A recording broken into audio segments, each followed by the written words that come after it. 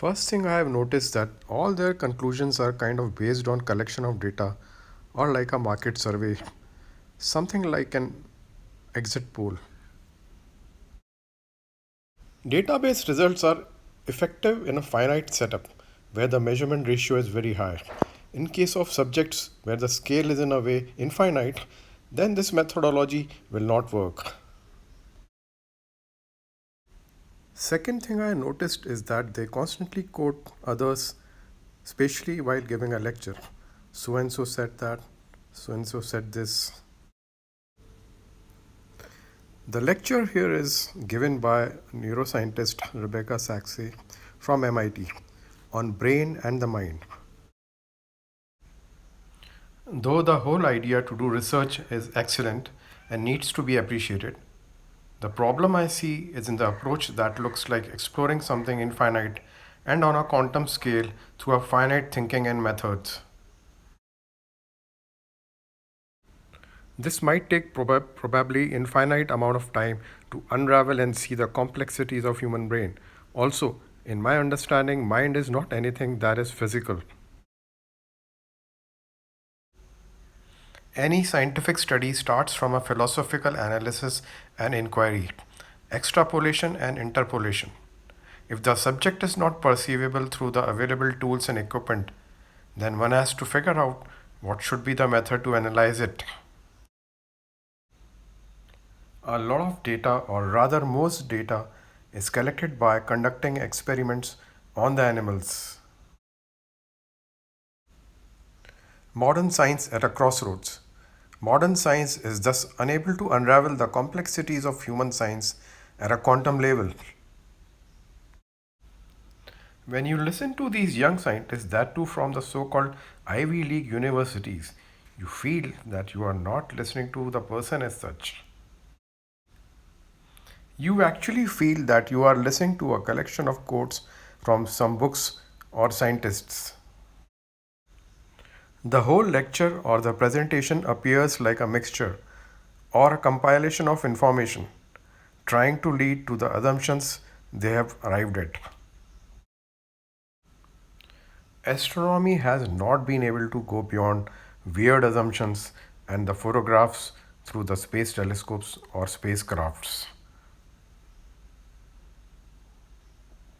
Billions are spent in doing space photography while millions of people live in poverty. Now, here is another example of an astrobiologist and theoretical physicist at Arizona State University, Sarah Walker. She's giving a presentation and a lecture at a Center for Future Minds at Florida Atlantic University. I would recommend that you listen to all these lectures, including the ones from Rebecca. Now I will tell about an online course in philosophy of human life, who is God, etc. This course is from MIT University's series of online courses. It was again the same experience. It was a lecture made by using the copy paste technology, just a compilation of statements from different people. I could not find anything that appeared to be the own knowledge obtained through direct effort of that professor. Next one is a case of another astrophysicist, Dr. Becky from the Oxford University. She is studying about the galaxies. The input for doing the research is data from 2 3 sources, mainly the observatory, the space telescopes, Hubble and James, and some energy data from the space probes and space stations. This data collected over a long period of time is being analyzed by these astrophysicists through various software and devices. Therefore, the astrophysicists are basically working like a data analyst. The data collected is also not good enough to give credibility to the outcome of their analysis. The scale of the universe is beyond the current imagination, perceptions, and available methods of measurements. The effort put in looks futile. I might sound like a pessimist. It looks like that the entire research being done without having a logical analysis through self-inquiry. Simply doing an empirical study makes you wonder what are these scientists really doing? Now we need to see how was it done in the ancient times by the Rishis.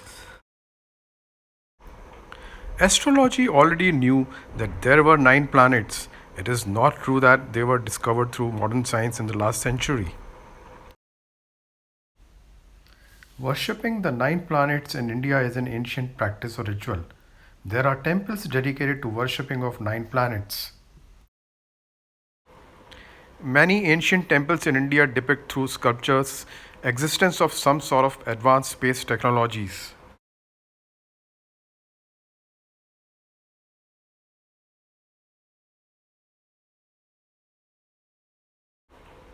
Point here I'm trying to highlight is that how did they invent and discover?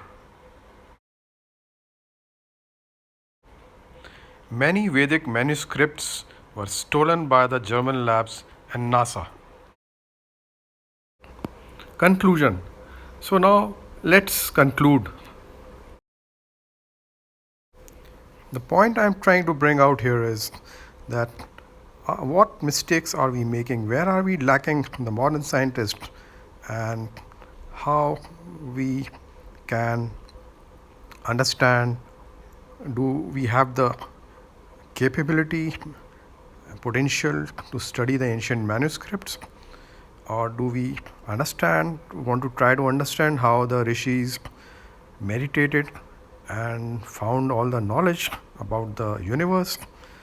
And I think we are totally clueless about that. I hope you get my point. I am not trying to boast about the rich past of India. Past is past. It's about learning from the past, irrespective of its geographical location. Now we also need to understand whether the torch bearers of the modern science, the MITs and Stanfords, etc., are they really doing something that can be justified? Or are they just creating and trying to maintain a hype?